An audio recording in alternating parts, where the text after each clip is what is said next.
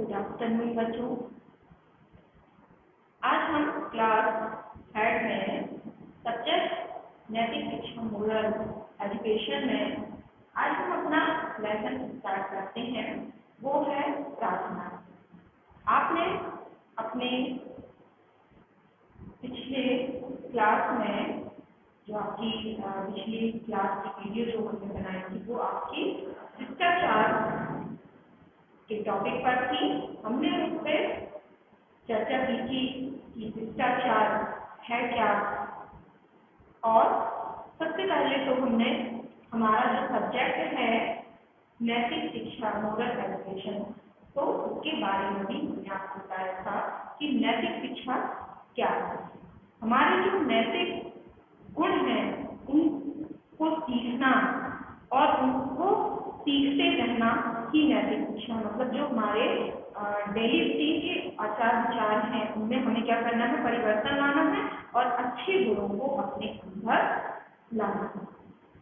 तो आज हम फिर से एक बार नैतिक शिक्षा के बारे में थोड़ा सा पढ़ लेते हैं कि नैतिक शिक्षा का अर्थ क्या होता है। नैतिक शिक्षा का आशय जो है व्यक्ति के उन गुणों के विकास से है जो उसके व्यक्तित्व को प्रभावशाली बनाते निखारते हैं।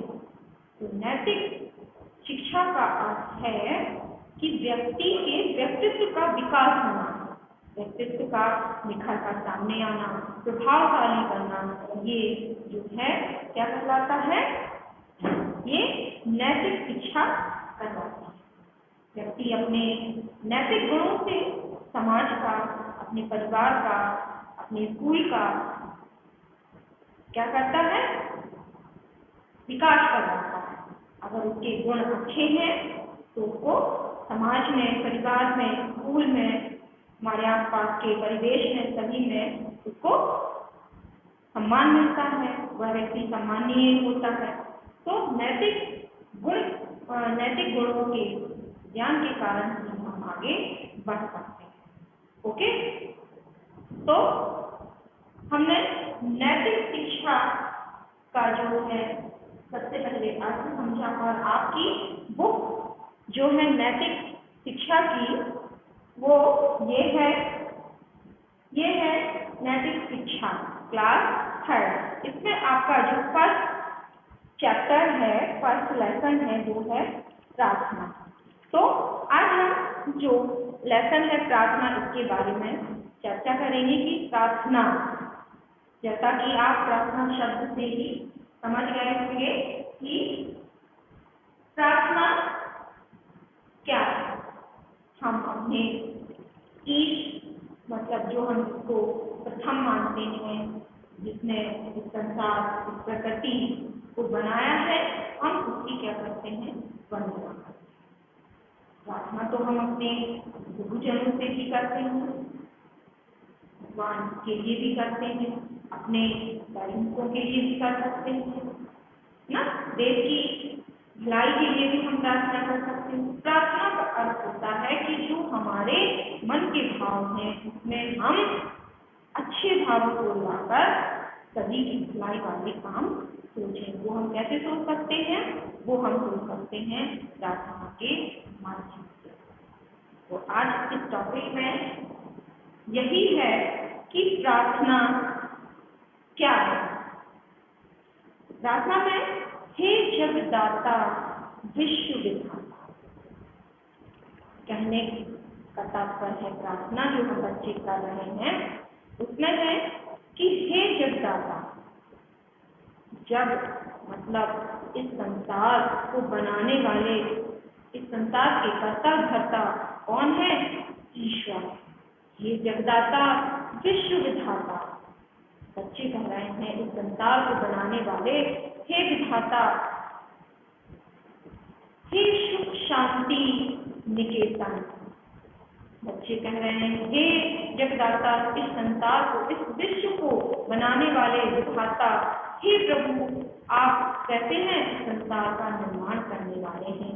उन्हें सुख शांति निकेतन, उन्हें सुख शांति है, हमेशा सुखी बनाने वाले, है ना। तो वो सुखी बनाने वाला कौन है? ईश्वर, जगदाता, विधाता। तो बच्चे कह रहे हैं, हे जगदाता, हे ईश्वर, हे विश्व विधाता, सुख शांति निकेतन, सबको सुख शांति प्रदान करने वाले, हे प्रेम के सिंधु, दीन के बंधु। यहाँ पर बच्चे कह रहे हैं कि ईश्वर जो है वो किसके हैं? प्रेम के धूप, क्योंकि ईश्वर ने हमेशा, आपने सुना ही होगा कि कृष्ण भगवान ने सुदामा के जूठे चावल खाए, तो क्यों? क्योंकि वहां पर सुदामा का प्रेम देखा।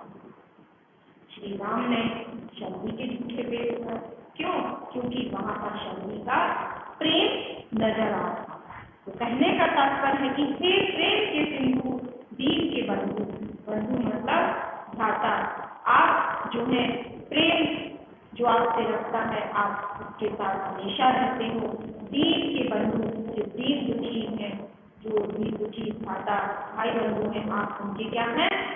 बंधु। सखा हैं, आप उनके मित्र भी हैं और आप उनके भाई भी हैं। किसके? जो आपसे प्रेम रखता है और जो इस संसार में दीन दुखी है, असहाय है, आप ऐसे व्यक्तियों को क्या करते हैं? अपना सहारा देते हैं। आप उनके बड़े भाई, भ्राता और बंधु, सखा, मित्र और भाई, परिवार, सब कुछ आप ही बनते हैं। दुख दरिद्र विनाशक, कहने का मतलब है कि दुख दरिद्र विनाशक, आप सभी को जो है, आप सभी के दुख, मतलब जो आपके सभी के दुख होते हैं, दर्द मतलब दरिद्रता, गरीबी, आप इन सब का क्या करते हो? विनाश, सभी की दरिद्रता, गरीबी को, और जो संसार में दुखी व्यक्ति हैं, जो गरीब व्यक्ति हैं, आप उनके क्या करते हो? ऐसी बुराई का विनाश करते हो। जो दूसरों को दुखी भी करते हैं, आप उनकी भी क्या करते हैं? उनसे भी आप दूसरों को बचाते हैं, आप उनकी सहायता करते हैं। वो कौन है? ईश्वर है। क्यों? क्योंकि ईश्वर ही ऐसा है जो न जात, न पात, न ऊंचा, न नीचा, न गोरा, न काला, किसी भी प्रकार का भेदभाव नहीं करता। वो कौन है? वो ईश्वर है। इसीलिए कहा गया है कि आप प्रेम के भूखे हैं, आप दीनों की, जो दीन दुखी हैं, उनकी रक्षा करने वाले हैं।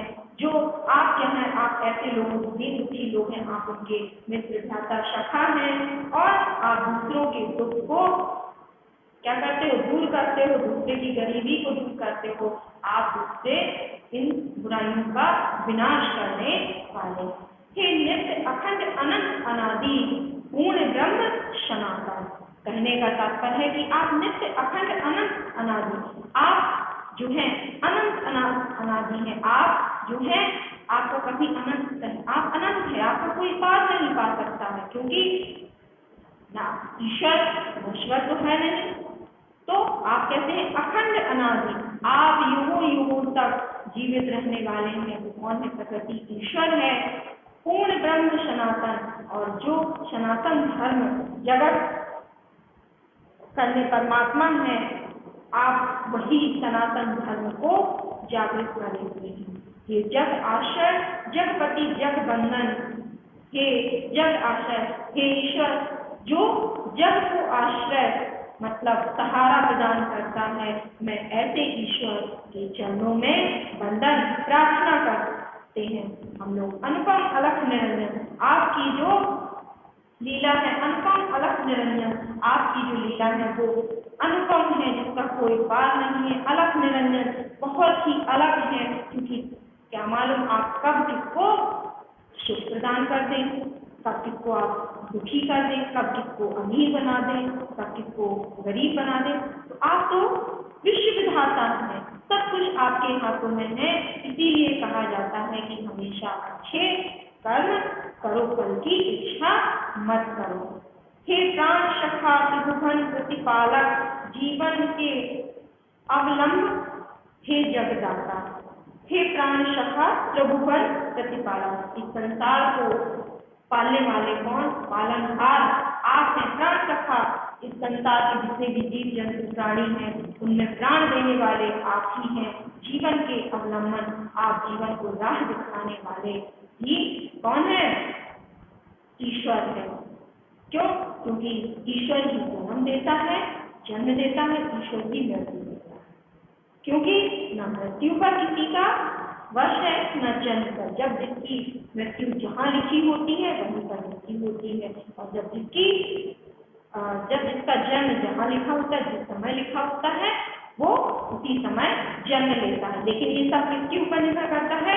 ईश्वर, जिसको हम जगदाता विश्व विधाता बोलते हैं, सब उसी के हाथ में होता है। तो यहाँ पर बच्चे प्रार्थना करते समय क्या कह रहे हैं? बच्चे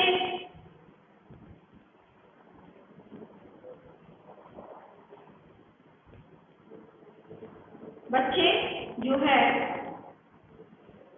क्या कह रहे हैं? बच्चे ईश्वर से यही कह रहे हैं कि हे जगदाता, हे विश्व विधाता, इस संसार को रचने वाले, इस संसार को में सुख शांति बनाने वाले आप, हे ईश्वर, आप प्रेम के सिंधु हैं, प्रेम की धारा हैं, दीन दुखियों के दुख हरने वाले हैं, आप दुख दरिद्रता दूर हटाने वाले हैं।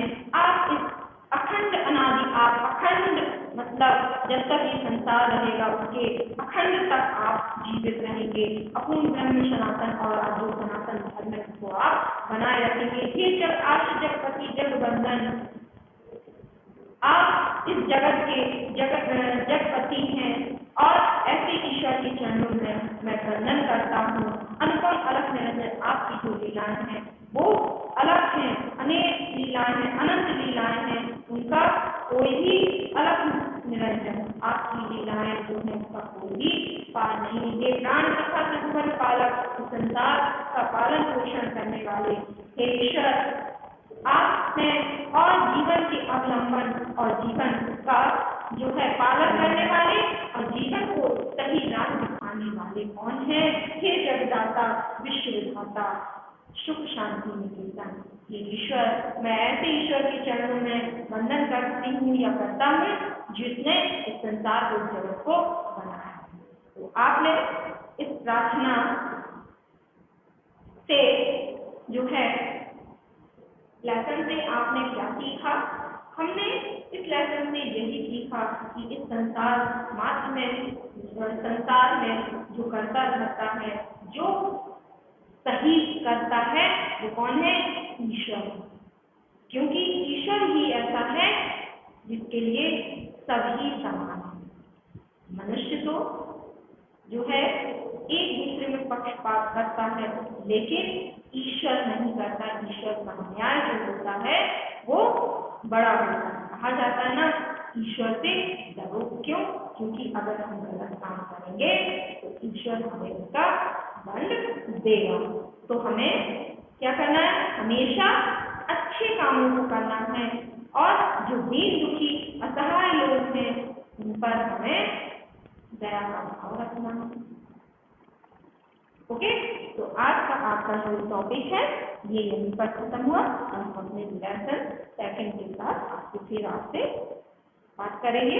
ओके, तो नैतिक शिक्षा जो आपका सब्जेक्ट है, नैतिक शिक्षा का अर्थ क्या है? अपने क्या नैतिक शिक्षा का अर्थ व्यक्ति के उन गुणों का विकास है जो उसके व्यक्तित्व